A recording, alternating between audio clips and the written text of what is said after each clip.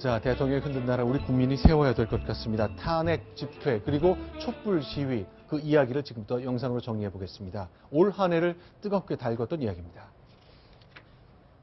최순실 씨는 과거 제가 어려움을 겪을 때 도와준 인연으로 앞으로 사서로운 인연을 완전히 끊고 살겠습니다. 저는 이제 모든 것을 내려놓았습니다.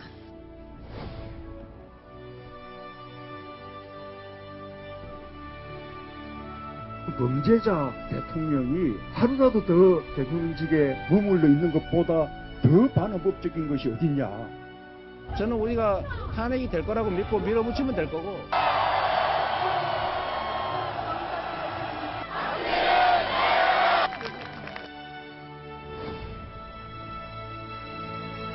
타결되었음을 선포합니다. 저는 국회와 국민의 목소리를 엄중하게 받아들이고 있으며 탄핵 심판과 특검의 수사에 차분하고 담담한 마음가짐으로 대응해 나갈 것입니다. 네, 김정환 기자. 오늘 이제 박한철 헌법재판소장이 신년사를 내놨는데 네. 요 대목이 눈에 띄네요. 이 노란 글씨로 저희가 표현한 건데요. 철저히 심사하고 공정하고 신속하게 결론을 내리겠다. 이 대목이네요. 그렇습니다. 아무래도 그 판결이 그래서 3월이나 4월경에 내려지지 않을까라는 그런 분석까지 낳게 하는 건데요. 네. 아무래도 지금 여기에 쏠리는 국민들의 관심도 굉장히 높다 보니까 저는 신속하게 좀 더 상당히 많은 철저하게 심사해서 신속하게 결론 내리겠다는 부분을 좀 의미 있게 들어야 된다고 생각합니다. 근데 여 변호사님 이제 법원에 계셨으니까 이게 가능합니까? 철저하게 하는데 신속하게 할 수 있다. 저는 죄송하지만 네. 박한철 소장의 신년사는 아무런 메시지가 없다고 보입니다. 아, 그렇습니까? 그거는 어디 나오는 말이냐면 형사소송법 그대로 나오는 이야기입니다. 교과서에. 아. 그러면 철저히 심사하지 그냥 대충 심사하겠다고 그러지 않을 것이며 네. 신속하게 하지 그냥 느긋느긋하게 했다가 겨우 그러지 않을 거거든요. 네. 저거는 그냥 원칙적인 원론을 그대로 이야기한 거지. 저기서 제가 그 캐치할 수 있는 박한철 소장의 그 이번 탄핵 재판에 대한 메시지는 없다. 그렇게 결론 내리겠습니다. 자, 그런데요. 자, 일단 대통령은요, 김정환 기자. 네. 나는 이런 생각이다라고 변호인을 통해서 설명한 거죠.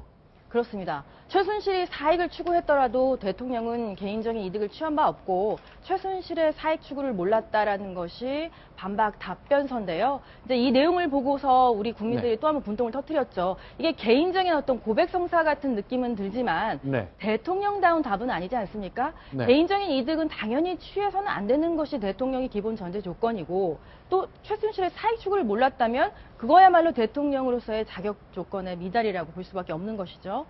자, 노무현 대통령이 탄핵 기각됐거든요. 2004년도 얘기인데 그때 탄핵이 기각된 이유가 있는데 이 내용을 보면 지금의 박근혜 대통령에 대한 탄핵 심판의 분위기를 좀 알아볼 수 있는 계기가 될 것 같네요. 근데 그 노무현 대통령 때 있죠. 네. 그 선거에서 중립성 의무 위반. 네. 물론 그거 말도 했고 그랬는데 네. 그거는 제가 보기에도 그거 가지고 탄핵하면 아마 우리나라 대통령 매번 탄핵당할 것 같아요. 네. 그건 아니고 근데 이번에 박근혜 대통령의 문제는 있죠. 네. 그걸 훨씬 뛰어넘는 어떤 개인의 범죄의 문제였죠. 네. 노무현 대통령은 어떤 개인의 문제보다는 어떤 자기 네. 정파의 이익 이런 문제였거든요. 개인의 이익을 추구한 것보다도. 그래서 제 생각에는 이번 거는 노무현 대통령 탄핵 기각 사유보다는 훨씬 뛰어넘는다. 그러니까 이거 반면 교사가 될 것 같은 이제 바꿔 말하자면 과연 박근혜 대통령이 지금까지 드러나고 있는 그 검찰 수사 내용 등등을 볼 때 과연 파면할 정도의 중대한 범죄가 되는지 안 되는지 첫 번째. 두 번째, 지금의 박근혜 대통령 상황이 국민의 신임을 배신해서 자격을 상실할 정도가 됐는지 아닌지 이런 것들이 중요한 관점이 될 것 같네요. 근데 지난번에 그때는 대통령 선거 개입 여부라는 네. 한 가지가 집중돼 있는데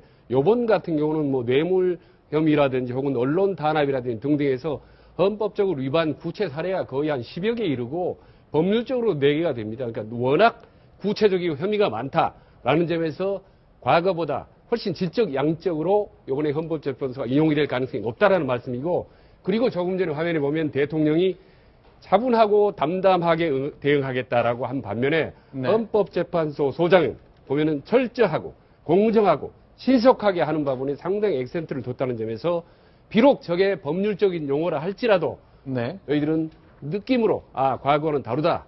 뭔가 헌법재판소 소장이 상당히 마음을 굳게 먹고 있구나라는 느낌을 저희들이 강하게 받고 있습니다. 자, 일단 제3자 뇌물죄, 뭐 그것 때문에 법률 의율하는 게 좀 복잡하다 이런 설명도 나옵니다만 혹시 이제 대통령과 최순실 씨가 같은 지갑을 썼다 이 문제 설명이 안 되더라도 예. 그러니까 결국 돈을 섞지 않았다 하더라도 이 나머지 그 지금까지 드러나고 있는 공소장 내용 등을 볼 때 어떻게 보십니까? 가능성을. 제3자 뇌물 제공은 네. 그 K스포츠나 미르에 돈 갖다 주고 어떤 특혜를 받고 그다음 부정한 청탁을 했다면은 이건 제3자 뇌물 제공이 될 수밖에 없는 문제고요. 그다음 공동 지갑을 썼다면 제3자 뇌물 제공이 아니라 본인이 직접 뇌물을 수수한 게 되니까 이건 훨씬 더 그 의미가 큰 거죠. 알겠습니다. 자, 이제 1월 5일이면 박근혜 대통령은 세월호 7시간의 행적 등을 통해서 여러 가지 답을 내놓겠다고 얘기를 했습니다.